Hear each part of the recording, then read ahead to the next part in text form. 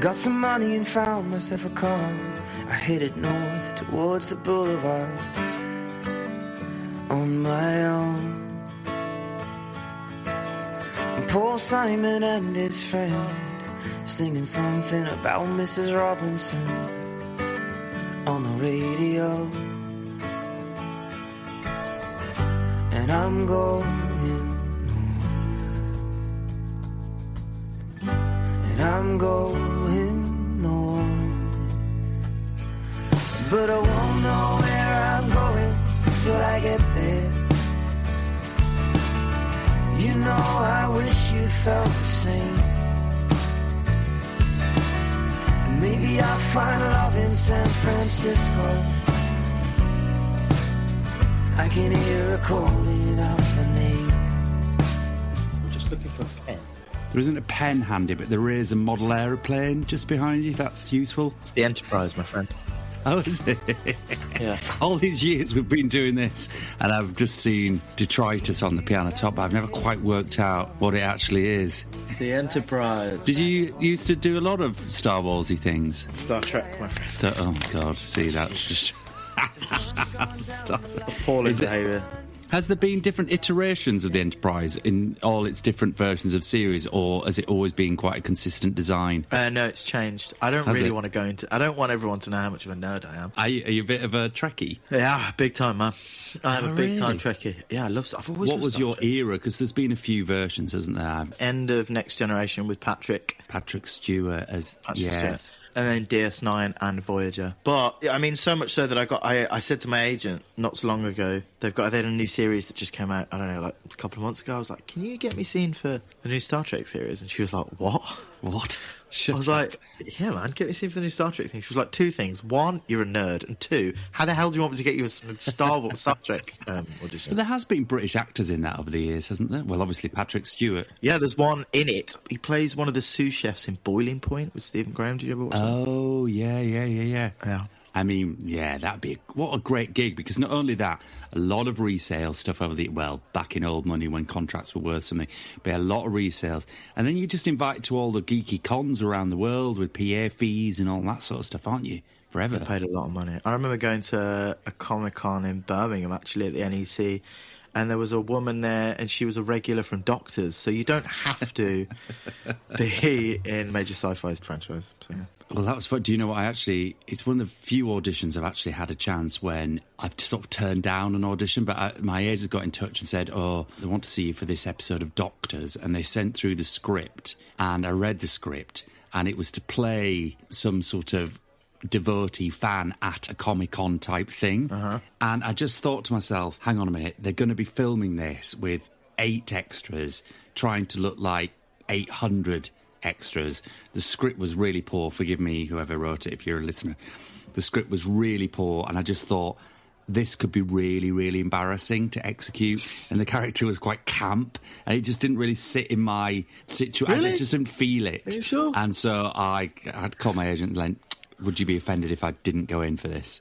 And they're like, no, not at all. But yeah, you always feel bad, don't you, when you turn those things down? But I just thought it could be terrible. This could be terrible. I don't know what it is about saying... I'm changing the subject now a little bit. I don't know what it is about saying no to your agent that really gives me the heebie-jeebies. I know, it feels like, yeah, they might never call you again, right? But they're absolutely fine with it. In fact, I think it's a good thing. I think they think you're quite discerning if it's, something legitimate. Or the reason is legitimate, rather. Yeah, I don't know.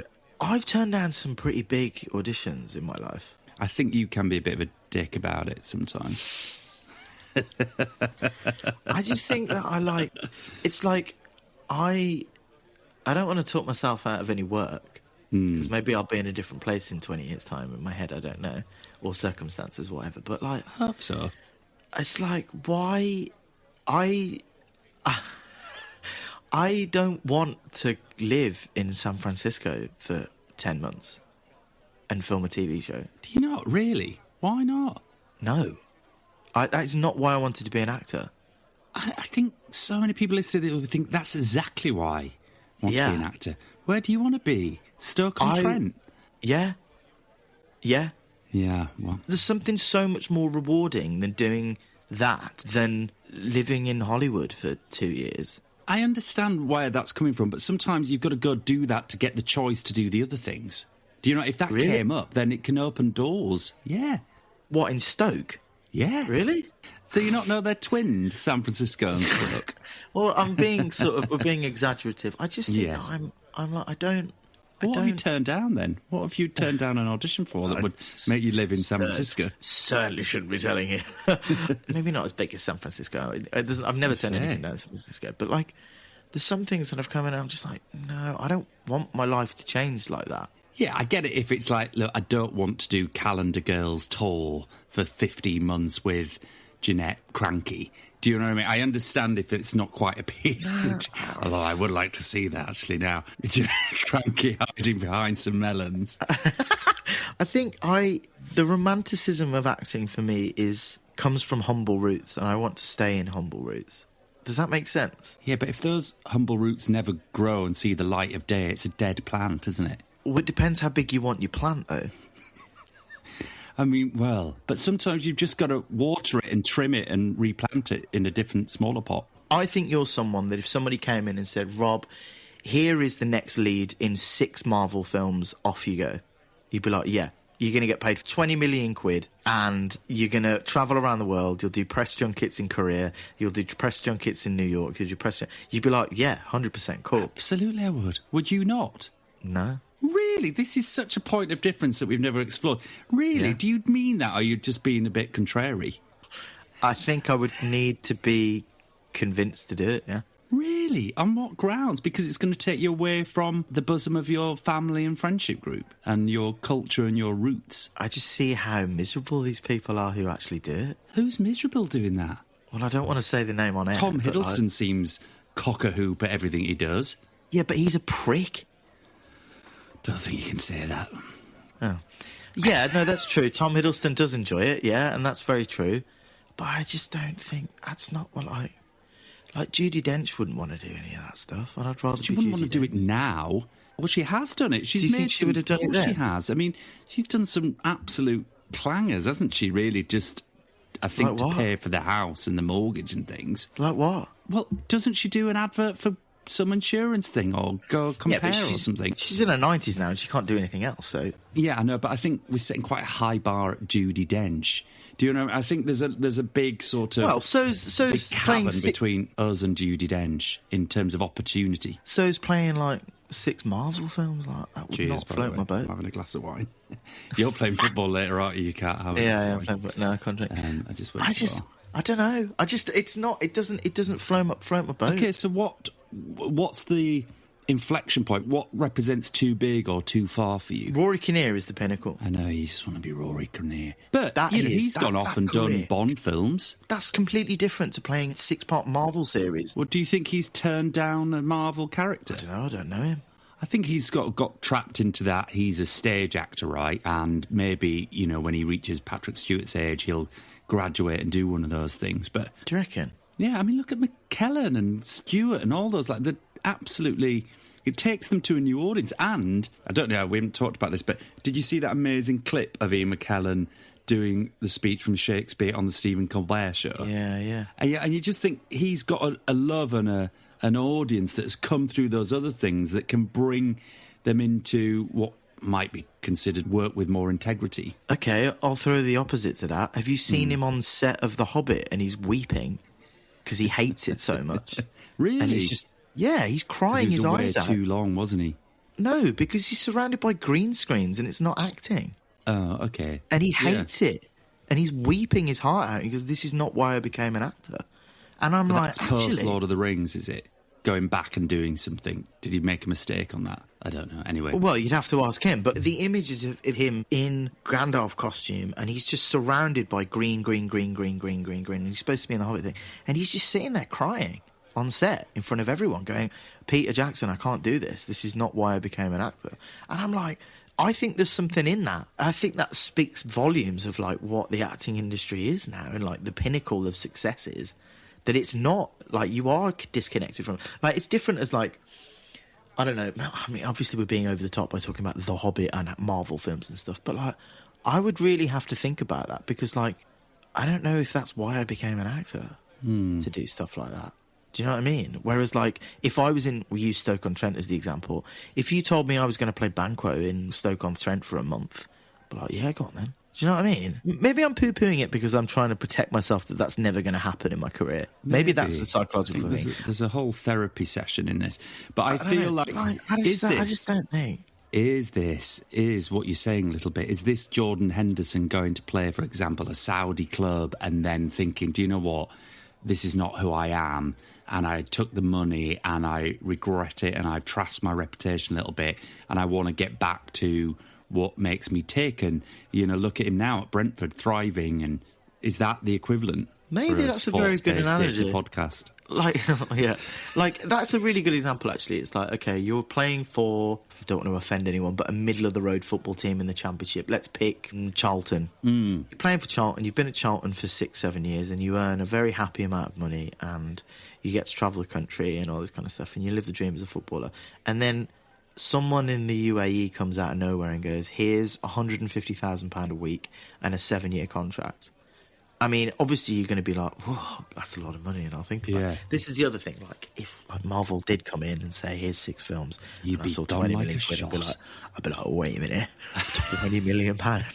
Wait a minute," and then I'd be like, "Wait a minute, this whole bit is absolutely ridiculous." But I know what you're saying, because I think it does stick in the throat of some people a little bit. I think we can very easily just assume that money is the answer, scale is the answer, fame, reputation is on some way fulfilling. And there are many, many stories of people who've just felt it doesn't sit with them. And actually what you give away to take that in terms of integrity or anonymity and all those things can be too much. Like, would you want to be famous, Rob? Would you genuinely want to be famous? Well, I think, you know, having dipped my toe in Z-list celebrity for that couple of years in Corrie, where you are recognised randomly in Brighton, walking down the Shambles or whatever it's called. What was they called in Brighton? You know, that's happened. York, isn't it? The Shambles. Yeah, I'm sure Yorkshire. What's it called in Brighton? The Lanes. The Lanes. You know, like, it has happened, and happened in Manchester frequently, obviously, but on the tube in London, people pointing and going, "All right, mate, Corrie," and putting your thumbs up. For a little while, it's fun, right? It's titillating, it's interesting, it's extraordinary to think, fuck, like, that's one of the 10 million people in this country who see me in their lounge. That's odd. And that they've got a relationship and you experience that. But then you also, when you dip your toe into the forums, and you've had this on, you know, fandoms with Evan and things like that, and there are whole forums and web articles written about you and where you're from that are just nicking pictures from your social media. And, you know, I'm talking about the Zedist. I'm the Z of Zed here in this moment. So when you have that, it's very easy to project that forward and think, imagine being Tom Cruise, where you cannot leave a room without someone sycophanting, looking. And I would not want that at all. That's I really, like, wouldn't. I think it would be horrible. And what you trade for it, I'm not sure is worth it. I totally agree with you. Like, I mean, even running in Evan in those 4 years, like, you couldn't get off the bus or the tube without people going like, "Oh my God, it's such and such." And they'd come up to you and it's like, you're right, for the first like 2 months, you're like, "Hi, nice to meet you, cool. And then you're just like, hang on a minute, I'm just going to work. Like, I'm just going to my job that I like doing, and I don't want to give this part of myself over to you because it's not yours and I'm not at work yet. I didn't want work to start when I left the house." Do you know what I mean? And like, can you imagine? And like, again, like, if you're the Z of the Z, I would have been like the whatever the next letter in the alphabet would have been after Z if somebody picked it up. But I don't know. I just feel it's a great. I'm not really talking about myself here. I suppose I'm talking about like the whole like fame industry and like working on the film that I've just filmed. I'm like, and there's loads of pictures coming out of it now at the moment as well, and I'm like, they can't do anything. And it just blows my mind. I just wouldn't be able to do it. And I don't know. I suppose you have to strike the balance of it. And I always say that, and I know I go on about him, and not, Rory Kinnear is the perfect dude. That level of success, like, he's a successful, incredibly talented actor, but he can walk down the street, and there is recognition, but not celebrity. I guess it's sort of recognition versus full-on public access celebrity. And like, if I went to San Francisco and did this pilot and was there for 6 years and that's my life over. Do you know what I mean? And then like, it's those decisions, because like, look, I'm in a lucky position where I get those sort of meetings through sometimes, and I'm like, wait a minute, you want me to go for what? okay. Yeah. It's not just like, oh, I'm going to get paid £50,000 and that's going to be it. It's like, do you know what I mean? But then I think there's a lot of in between, because like I was at the gym the other week and Will Poulter was in there. Do you know that actor Will Poulter? Yeah. So I don't really know him, but he looks familiar to me. And then he rocked up as a judge on RuPaul's Drag Race the other day, and I was like, I thought, well, is he gay? I don't know his story. I don't really know what he's been in. So I looked at his Instagram, and he's got, X millions of followers, and I don't know why he's achieved that. I don't know what his break has been, but he's in that place that is probably getting him gigs. I imagine he's probably getting seen for Netflix things and stuff that he won't necessarily be a lead in, but could afford him opportunities. He'll probably get an audition for something at the National because social media will bring in an audience, all that sort of stuff. That this is the world we're in now, where you've got to have some visibility, or you can't even get on the stage at Newcastle under Lyme. I mean, Will Poulter is in Marvel films. Is he? Yeah, he's massive. So he's exactly what you're talking about then. Yeah. He's gone off and done that. Yeah, he's massive. Right. But he's he's not known to me. So there is some form of anonymity. Anonymity, yeah, that's true. Who did he have to kiss? He had to kiss Jennifer Aniston in a film, I think, with him and... Oh, really? Was it Sandler? I can't remember. Anyway, yeah, he's massive now. He made his break on a CBBC, sketch show. Oh, really? When he was I don't know, he looked like 12, 11, something like that. Yeah, he's been around for ages. But yeah, it's a good example. Yeah, he does. Anyway, I saw him in his pants in the gym. Good. Well, I suppose, that gives me a bit of hope. What gym were you at? Soho House or what? It was Soho House gym. Yeah, of course you were at fucking Soho House. So, that's not, I don't, that's not going to happen, is it? He isn't going to go to the gym, is he? He's going to go to Soho House. I don't know, mate. I don't know. Anyway, I wanted to give you a virtual hug. I haven't seen you for ages. Yes. We got into a... you all right? How are you doing? Are you all right? You had a nice week? I'm good, yeah. I'm good. I'm, busy, which is cool, which is nice. How did your auditions go this week? Was it Monday this week? Yeah, no, they were fine. It was all good. You were playing the guitar, were you not? Yeah, I don't think I'll get it, so it's fine. But it was nice. How did the practice go? It's good. I enjoyed it. Have you ever learnt anything for an audition before? Have you ever had to do that? For an Apart audition, from songs. Line songs, which is hard enough. I've learnt stuff for jobs, and I've gone through processes of the research of a job. Say if your character, for example, years ago I played a character who was a weaver. It was a period piece, and he was a weaver. And we went, as part of the research, to an old loom and had to go on those things. I didn't have to do it, but it was helpful to have the actions and the muscularity and the posture that came with that job and things. It was helpful. And actually on that same job I had to ride a horse. Mm-hmm. So that was... What was that? Which I'd obviously lied about and said... because I did, I did win the Venton Vanes Gymkhana, age 9, when we lived in Cornwall. So I had riding experience, but I was really rusty and out of it. So I'd slightly elevated my riding skills in the conversation, etc., in the audition, and did ask, therefore. I was like, yeah, no, I was all right. It'd be nice to have some refresher lessons, though, if that's possible. And then, I used to go have lessons after rehearsals. So I did. That was great to learn that.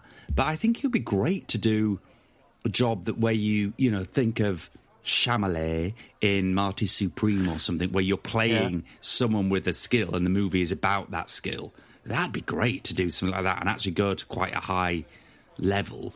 Because you're musical, do you deliberately cultivate the guitar to have that sort of actor muso string to your bow? No, I've never string to your guitar. Oh, well done. I've never billed myself as an acting musician because I'm not as good. Yeah. I just do it for fun, really. It's a good laugh. But when did you first start picking up a guitar then? Oh God. What is this, McCartney? Is this Parkinson's or something? I don't know. Maybe I bought the guitar I have now. Is it the same one? You start picking away and... Oh, mate, it was like 80 quid off Tinternet. It's dirt cheap. It's not a good guitar at all. And was it to kind of look a bit cool and like a tortured artist who could just whip out a guitar? Not at all. No, not at all. It was my dad was a bassist. He was a very good musician. Of course, yeah. So I have some of that in me somewhere, I think. Yeah. But I don't know. I just thought, why not? Yeah. I'd like to learn how to play a bit of guitar. And I can't. I can play Blackbird on it now, which is pretty cool. Is that what you did in the audition? No. What did you do? Here, There and Everywhere and Yesterday. Is the guitar within reach? Oh, no, it's absolutely not. Go on, give us a bit Absolutely. yesterday. Definitely. I've forgotten yesterday already. Genuinely. I can play Blackbird, though, because I like playing Go on, Blackbird. get it I'm out. not going to go and get... It's upstairs. I can Go go upstairs. on, it'll be great. We've got No. PRS and everything. Let's give Paul some more money. Go on, play a bit of Blackbird. I can't play Blackbird. Go on, it'll be great. He's going upstairs. Good lad. Hi, Ken. How you doing? Please, can I get a glass of white wine? It's been a bit of a day, and frankly, I deserve it. And a packet of dry roasted peanuts, please. Thank you very much. Cheers. Here's to you. Yeah, he's gone to get the guitar. Oh, there's a few people's ears pricked up now, knowing that Jack's going to whip out the guitar in the clubhouse. This is actually a little bit fucking embarrassing. Why am I No, doing it's not. It's great. This Yes, is it good. is. Good. Is it in tune? Should be. Should be enough. A very famous person taught me how to play this, actually. Did the who? I can't say it. Phil Collins. Paul Mescal, but you'll have to cut that out. Oh, see, I can't fucking play it now. God, it's good. Well done. Okay. Okay, I'm in now. Yeah, great. Yeah, great. Yeah.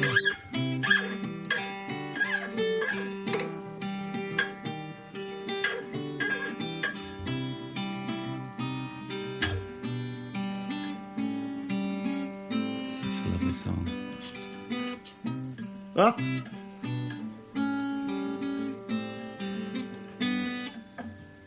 You going to sing? No. Go on. I haven't warmed up. Blackbird singing in the dead of night. Take these broken wings and learn to fly. All your life, you were only waiting for this moment to arrive. That's all you're getting. You sound lovely. You got a lovely voice. That's great. It's not easy like to doing do that. No, Not it's easy not. doing that. Did you do that in the audition then on Monday? No. Ah, but What did I do? I haven't got the cap's upstairs. well done. Thanks for doing that. Well, that was very embarrassing, but thank you very much. You're welcome. It's great. It's nice to Do you own play anything? your Do you talent. play anything? No, I was that kid who learnt to play a lot of instruments but didn't have the self-discipline to maintain any of it. I had piano lessons, and actually in lockdown I started playing around with that again because we have a piano in the house, and I started doing a bit of self-teaching, and again I haven't maintained that. I played the flute. I used to have flute lessons at school. You told me that before, yeah. I played the violin, but didn't maintain that. I had a few guitar lessons, didn't maintain that. And then, like every British kid in the world, learnt the recorder. And if you showed any talent, you were given a descant recorder, which is a slightly bigger one and a bit more, legit.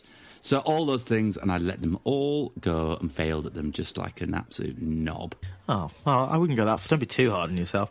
Did you learn any other instruments as a kiddie wink? My mum kept me into piano lessons, but I didn't keep them up. And what's one of my biggest regrets now in my life? Mm-hmm. One of them, I mean, God, I'd love to be able to play piano. I did learn when I was in It's Evan. the king of instruments. Well, and guitar. Yeah, it really is.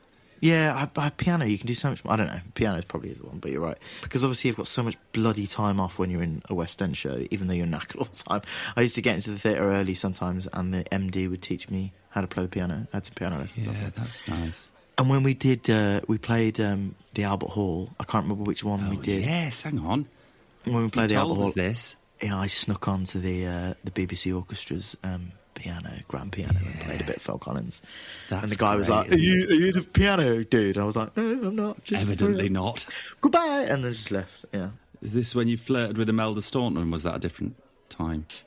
God, I was at drama school then. Do you remember that? Oh, that was at the Brit Awards, whatever it was. No, the Olivier's was Yeah. at the Theatre Royal, and they got a... Yeah. God, yeah, I told her her bum looked good. Yeah. I don't think she liked it. I'm not surprised. Crikey.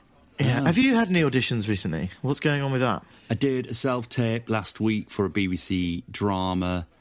Speaking of camp, actually, it Nice. was a small part to play this hotel manager in this BBC drama, and I was away at, and this is a good note for any actor, I happened to have with me, for another purpose, but it's a good lesson, I had a tripod and phone holder with me, which was really great. Otherwise, I've had to go out and buy the 4th version of tripod or thing that I got in my set when I always seem to get an audition when I'm in Spain or somewhere. Yeah. And so I've learnt now to carry a little one with me and have a tripod in my bag. So, and I got the call from agent. I was away for a few days and I was in a hotel room. So I set up and had nice background, actually. I just went and bought like a little ring light to go with it so I could get decent lighting. That's always the problem when you're self-taping in dull hotel rooms. It was a couple of scenes. I learned them quite quick. My learning ability post-Corrie is very good. I can really learn lines very quickly these days. And I did the scene. I was like, it's a hotel manager. And he was described as a bit officious but nice. You know, a bit Jobsworthy but nice enough. At his core, he was a nice person. And I just found myself, when I was reading it, I thought, this is quite camp, actually. And I, like a lot of these self-tapes, you've got to have a scene partner. And if you're aware, that's very hard. I'm lucky I've got housemates who are both actors, so we're always doing things for each other. So I had to zoom in to a housemate. I got them to zoom in, which worked great because I set up a laptop like I was the receptionist and had him speaking the other lines. And I just found myself being a little bit camp in it. I'm not very good at camp. And why are you screwing your face up? I'm not camp. I'm not screwing my face up. I'm proper mask. Oh. I'm mask for mask. Yeah. Anyway. I didn't say anything. Your face did.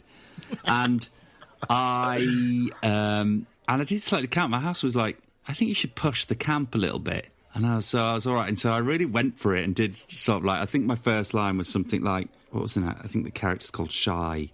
And my first line was like, Shy, can I have a word? And I just found myself being really, and I did the thing. I was like, Shy, can I have a word? I don't think you're going to get that. And so I sort of pushed it. And then I pushed it, and then I was like, I think that's too much. I'm going to go in between, and did a half one.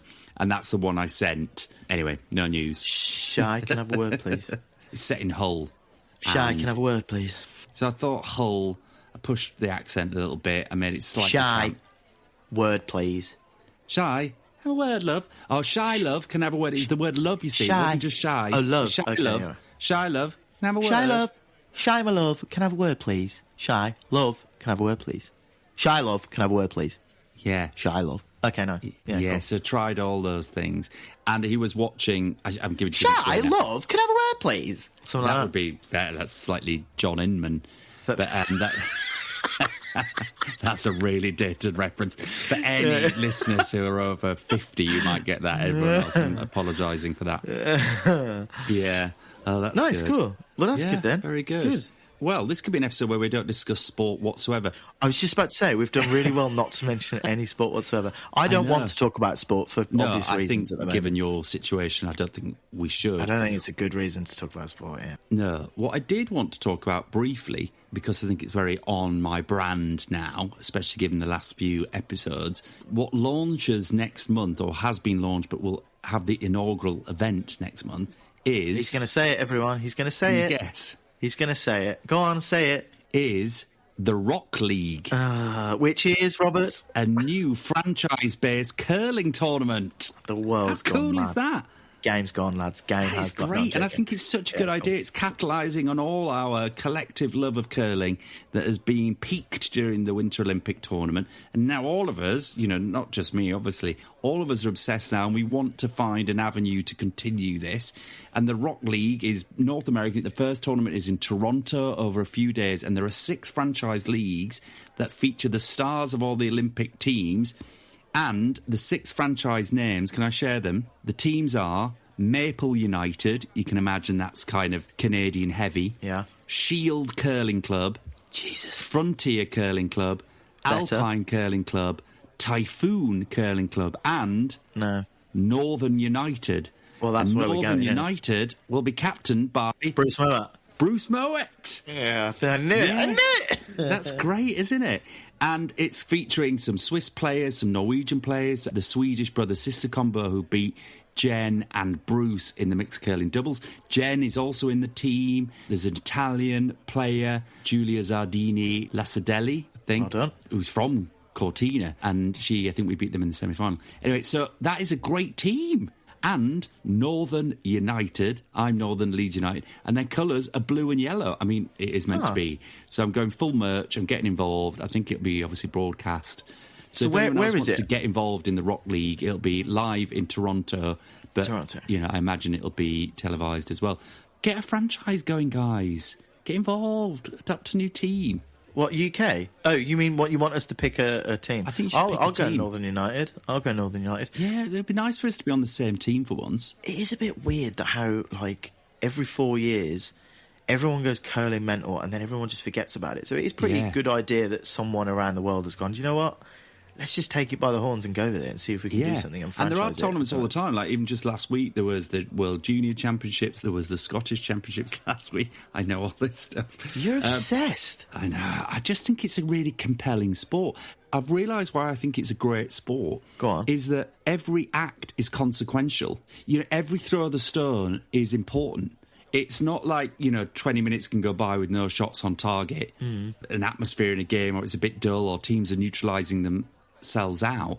Actually, everything is leading up to a critical moment and could change the direction of the game. And I think that's a really good sport. Yeah. Yeah. Look, I'm not here to poo-poo it. It's not my cup of tea. It's bowls on ice, guys. But it's What's wrong with that? What's right with bowls? Tell me what's right with bowls. Bowls equally great. I mean, I can totally see myself taking that up in time. Shay, love, a word, please. Shay, love, I'm heading down the club. A word, please. A word, please. No, I think it's a good idea. And I hope it goes well, but I don't. Is it going to be well followed? I don't Do you know. think? I hope so. It's a great I hope show, so. though. Why not? Yeah. Why not? And if anyone from the Rock League, any players would like to come on and talk about the Rock League, then... Why don't we ask Bruce Mert on? Well, I'm obviously... Bezzy's with his mother now. Exactly, yeah. What is it with you and talking to famous, successful athletes and their family members? Families, I know. Like, obviously, Kelly Hodgkinson in Paris, all her family. It's so weird. I was putting together a bit of a trail for a little project coming up, and I went back to that clip of me talking to the Hodgkins family. I mean, it's so mad. Your mother, sister, auntie, the whole family, and then post her win, their father. I don't know. I've just got this capacity to run into family members of Olympians. Good. It's a great niche skill. It's certainly a good skill to have. When I could run into casting directors with the same veracity, that'd be helpful. Oh, well. Are you off to play football? I am, yeah. My knees are falling apart, though, mate. Jesus Christ, it's bad. Yeah, well, it's good that you're being I need active. to keep fit. I need to lose a bit of weight. All right, great. Well, I'm going to stay in the Clubhouse because it's a Premier League midweek night, and I'm going to watch some consequential games and hope that they all go in the right direction. Just going to bed in. Just going to bed in, a nice night here, and roll home. So you go be active, I will go to the bar. Perfect. That sounds about right. Have a lovely time. Yes. See you soon. West Brom are getting relegated. Oh, man. I'm sorry. I hope it doesn't happen. Let's just leave it at that. Cheers. Cheers to the baggies. Lots of love. Bye now. Bye now.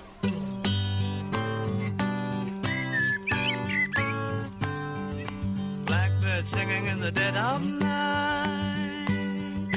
Take these broken wings and learn to fly. All your life you were only waiting for this moment to arise. You were only waiting for this moment to arise. You were only waiting for this moment to arise.